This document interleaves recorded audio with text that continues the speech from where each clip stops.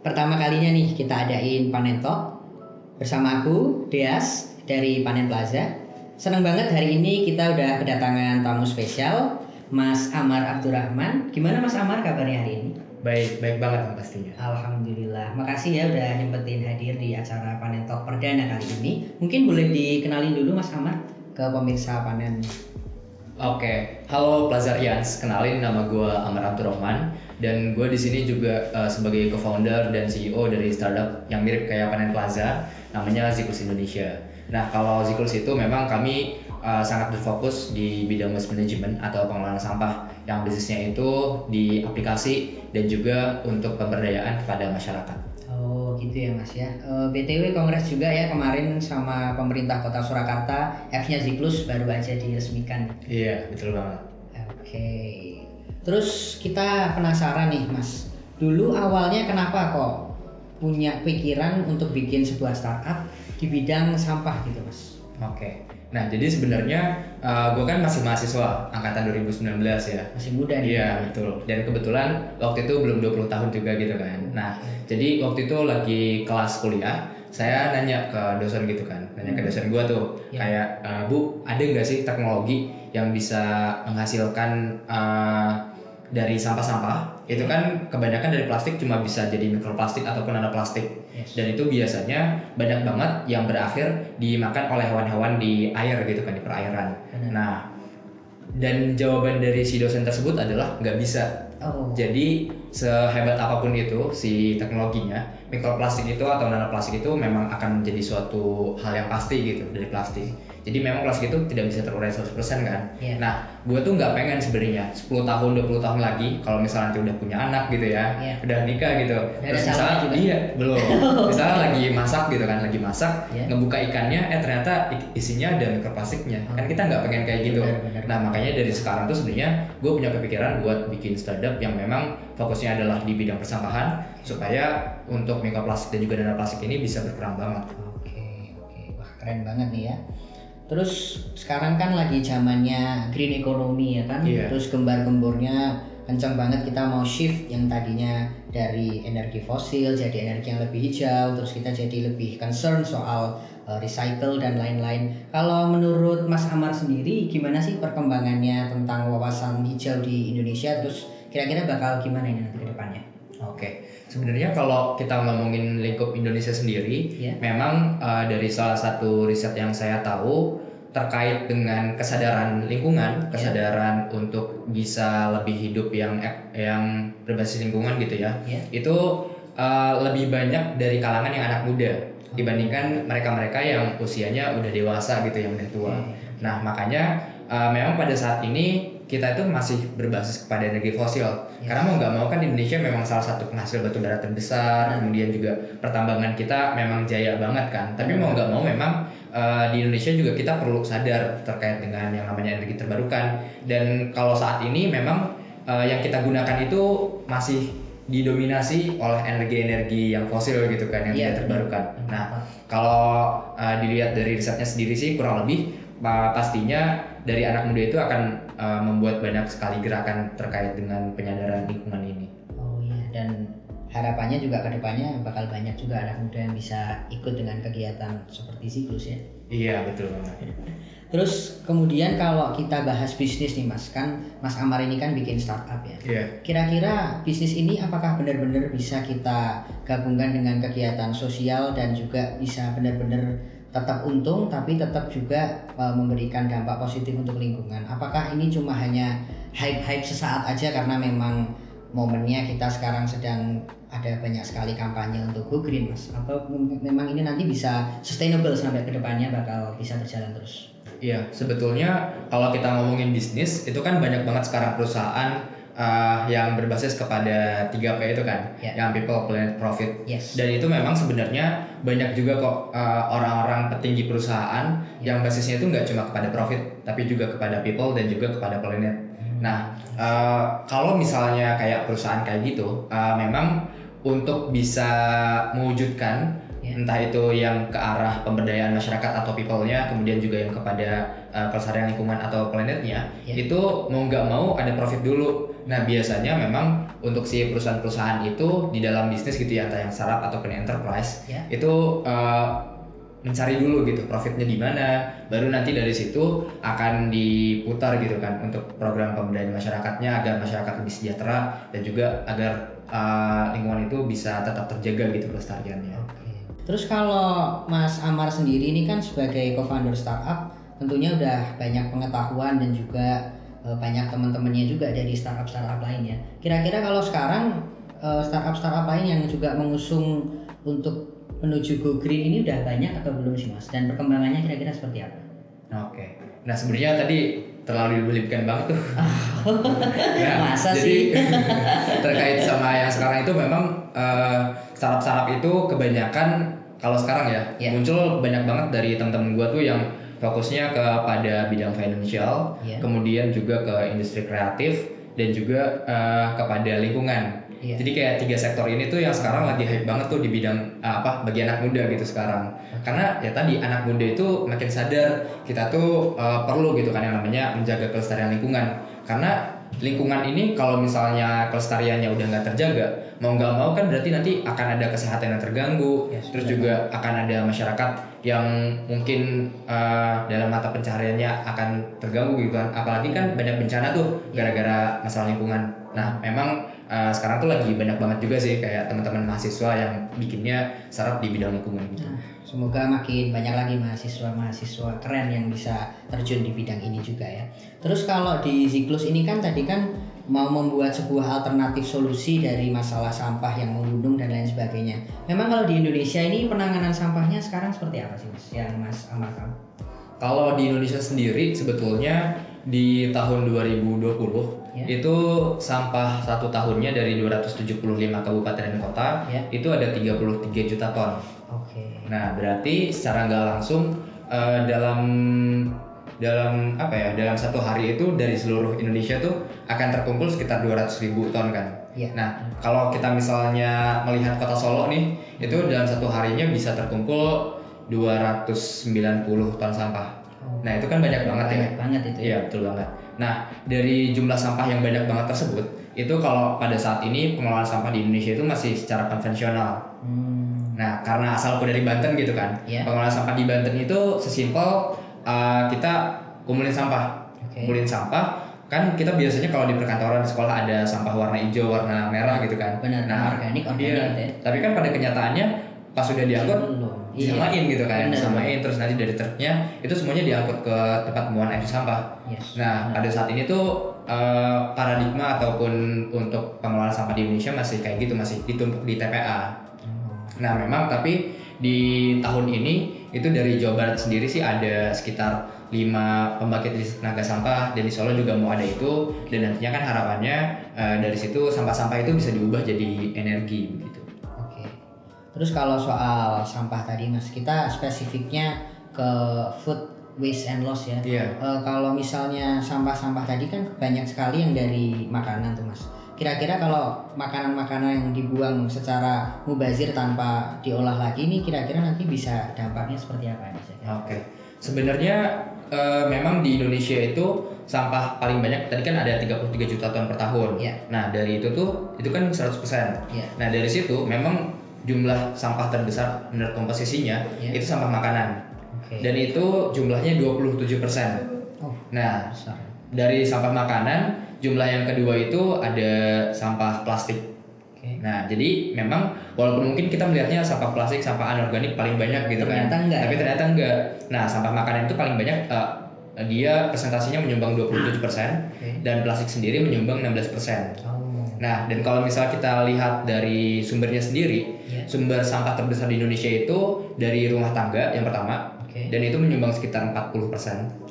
Terus dari rumah tangga kepada tempat perniagaan, tempat perdagangan gitu, baru ke pasar. Nah dalam hal ini rumah tangga terus juga tempat perniagaan kayak misalnya mall gitu kan.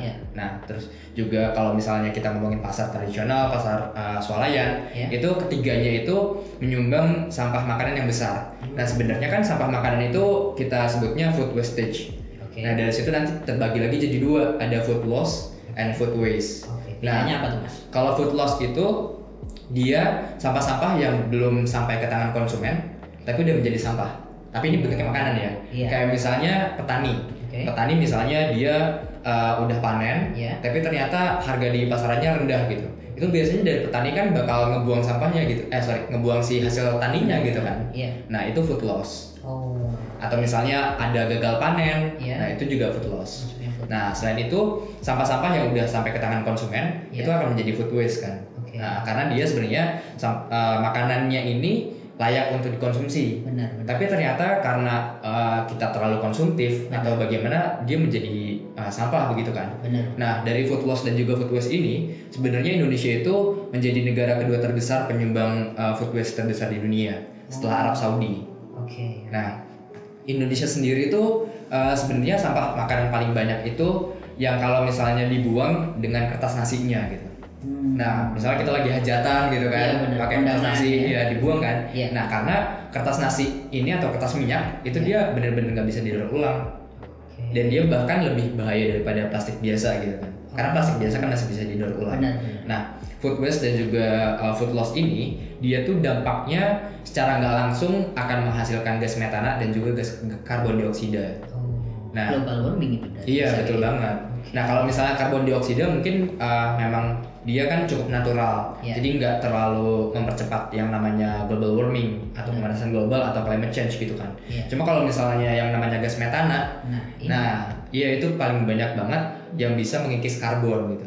Nah, kalau misalnya, maksudnya mengikis atmosfer gitu kan. Nah, kalau atmosfernya terkikis, mau nggak mau nanti akan banyak sekali masalah lingkungan. Kayak misalnya kita makin panas atau nanti makin banyak kebakaran hutan gitu kan. Nah, itu bisa dari si makanan tadi yang mengeluarkan metana gitu. Karena kan food waste, kalau Mas Dias tahu kan pasti dia cuma menumpuk di TPA aja kan. Dibiarin sampai busuk, kadang-kadang udah bertahun-tahun juga dibiarin. Iya, betul banget. Kalau di Indonesia sendiri untuk menangani masalah food waste ini tadi, kira-kira udah ada gerakan apa atau solusi apa yang selama ini sudah diterapkan di Indonesia, Mas? Oke, sebetulnya kalau solusi dari pemerintah menurut saya pribadi masih minim. Karena biasanya yang di TPA itu sampahnya cuma diuruk aja atau ditutup pakai tanah gitu kan. Kayak misalnya sampahnya udah menggunung, terus sampah yang di atasnya nanti didorong lagi gitu kan, terus nanti ditutup gitu. Nah, cuma kalau misalnya untuk gerakan-gerakan sendiri yang bentuknya komunitas atau bentuknya gerakan masyarakat gitu kan, itu memang kalau sekarang tuh beberapa udah banyak banget masyarakat kita yang sadar bahayanya food waste. Nah, salah satunya kan teman-teman Panen Plaza gitu kan, membuat startup ini karena ingin mengurangi yang namanya food waste. Nah, terus juga sebenarnya teman-teman yang dia vegetarian, yang dia vegan gitu kan, itu salah satu upaya juga untuk mengurangi food waste. Karena orang-orang di vegetarian yang vegan gitu kan, biasanya mereka kan mengurangi makanan untuk daging gitu kan. Nah, karena sebenarnya kandang sapi, peternakan sapi itu juga salah satu penyumbang metana terbesar. Mirip kayak food waste tadi gitu. Benar banget, Mas. Terus kan kalau kita lihat dari segi dampak ekonominya ya, Mas ya, kerugian dari food waste ini kan kira-kira sebesar 213 sampai 551 triliun, Mas, per tahunnya. Ini kan gede banget, sekitar 4 sampai 5% dari GDP Indonesia, Mas. Nah, kira-kira solusi apa kira-kira yang bisa kita gunakan, karena ini kan jumlahnya kan tadi kan sangat besar sekali, dan kira-kira penghematannya biar bisa menurunkan angka food waste tadi kira-kira gimana, Mas?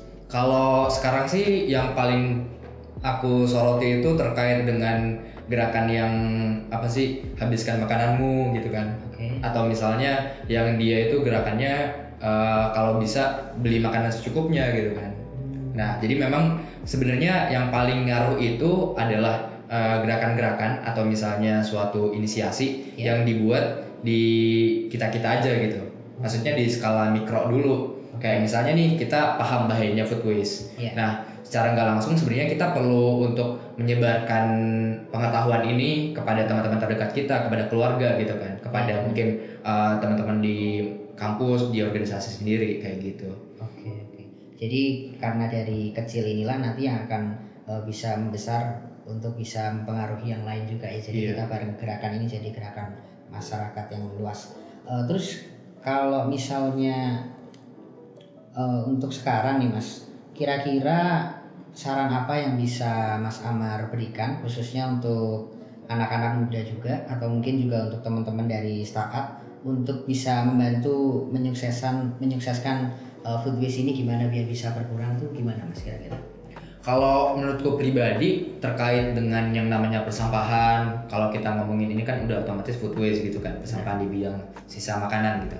Nah, sebetulnya kita nggak perlu ribet-ribet untuk membentuk komunitas, nggak perlu ribet membentuk gerakan, atau mungkin bahkan membentuk bisnis sendiri gitu kan. Karena yang perlu kita lakukan pertama kali adalah dari diri kita sendiri dulu.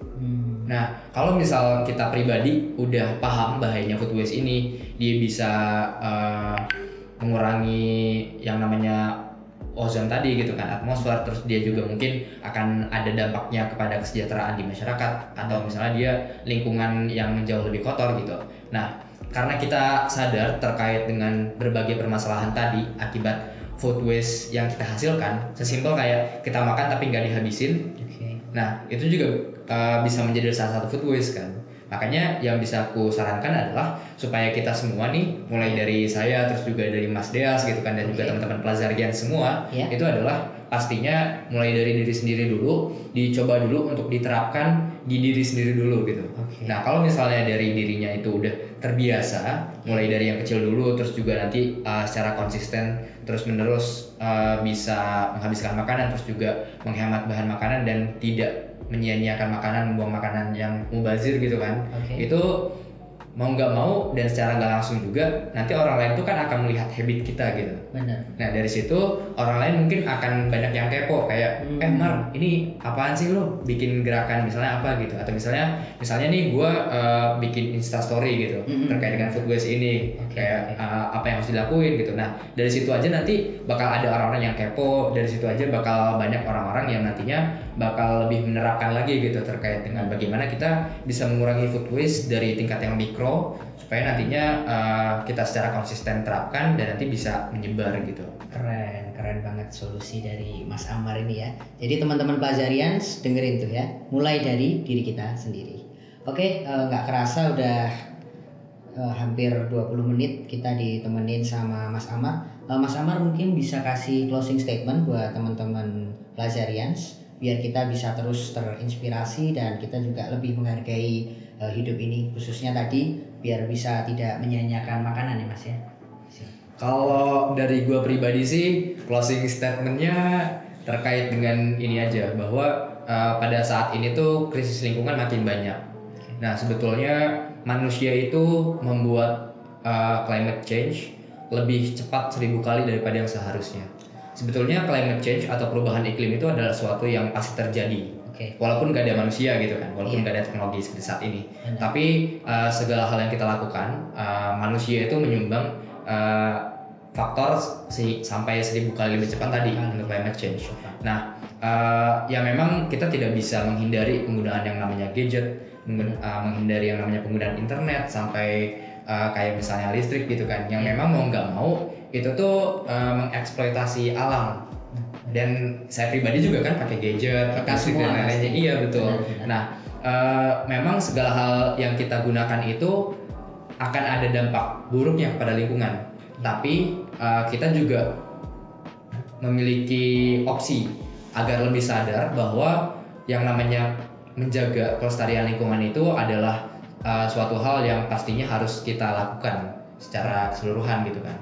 Nah, dan salah satu hal yang bisa kita lakukan untuk menjaga yang namanya kelestarian lingkungan dan juga mungkin bisa menjaga yang namanya hewan-hewan dan juga tumbuhan-tumbuhan dari kepunahan, itu adalah cara kita untuk membuat gerakan-gerakan kecil mulai dari diri kita sendiri gitu kan, mulai dari bagaimana cara kita tadi menghemat makanan, terus juga bagaimana kita mungkin kalau misalnya beli gadget itu yang lebih hemat listrik gitu kan, dan juga mungkin salah satunya juga bisa dengan menggunakan beberapa layanan yang dibuat oleh startup gitu kan, mulai dari yang ada di Panen Plaza, bagaimana bisa mengurangi food waste, dan juga bisa juga kan menggunakan aplikasi Siklus gitu kan untuk bisa mengelola sampah supaya lebih bijak lah.